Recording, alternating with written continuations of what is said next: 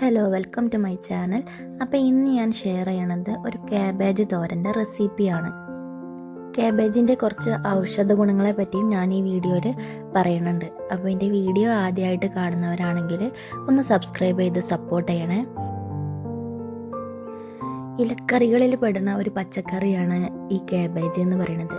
Cabbage പച്ച നിറത്തിലും പിന്നെ വയലറ്റ് കളറിലും പിന്നെ ചുവപ്പ് കളറിലൊക്കെ കാണാറുണ്ട്. ചിലർ ഇതിനെ മുട്ടക്കൂസ് എന്നാണ് കേട്ടോ പറയുക. അങ്ങനെ പറയുന്നവരുണ്ടെങ്കിൽ താഴെ ഒന്ന് കമൻറ്റ് ചെയ്യണേ. ഈ ക്യാബേജിൽ ഫൈബർ ധാരാളം അടങ്ങിയിട്ടുണ്ട്.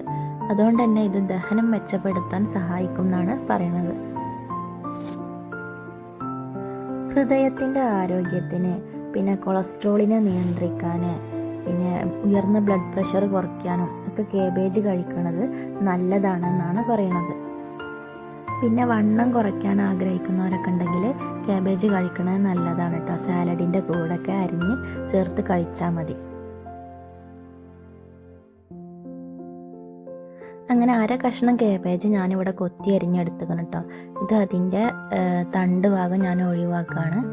പിന്നെ ഇതിലേക്ക് ഞാനൊരു അരമുറി തേങ്ങ ചെരുകിയതും കൂടി എടുത്തുക്കണം കേട്ടോ.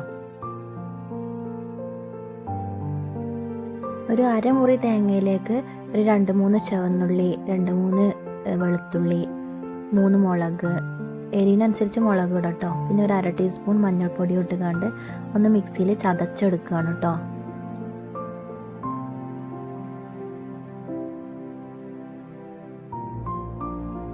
ചതച്ചെടുത്തതിന് ശേഷം നമ്മൾ അരിഞ്ഞു വെച്ച ക്യാബേജിലേക്ക് ഇത് ചേർത്ത് കൊടുക്കുകയാണ്.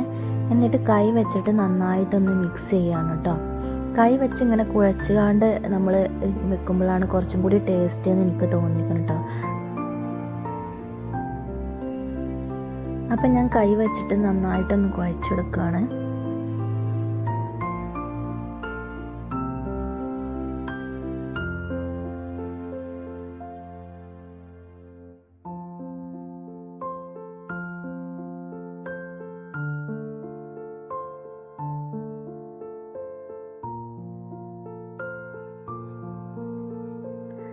എന്നിട്ട് ഒരു ചീനച്ചട്ടിയിലേക്ക് ആവശ്യത്തിന് വെളിച്ചെണ്ണ ഒഴിച്ച് കടുക് പൊട്ടിച്ച് കറിവേപ്പിൻ്റെ ഇലയും കൂടി ഇട്ട് കൊടുക്കുകയാണ്.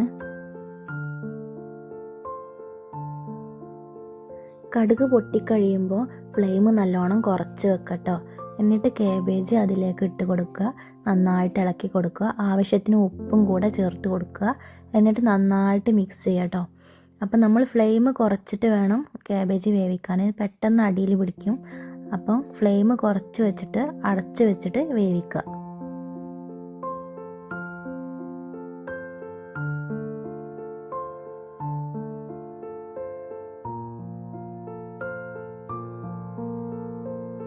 ഒരു 5-10 മിനിറ്റ് കൊണ്ട് തന്നെ ക്യാബേജ് വെന്ത് കിട്ടും കേട്ടോ. അപ്പം നമ്മൾ വേവ് നോക്കിയാൽ മതി. നമുക്ക് പാകത്തിനാവുമ്പം ഫ്ലെയിം ഓഫ് ചെയ്യാം. അപ്പോൾ ഇതാണ് ഇന്നത്തെ വീഡിയോ. വീഡിയോ ഇഷ്ടപ്പെട്ടാൽ ലൈക്ക് ചെയ്യാനും കമൻറ്റ് ചെയ്യാനും സബ്സ്ക്രൈബ് ചെയ്യാനും മറക്കരുത് കേട്ടോ. Thank you.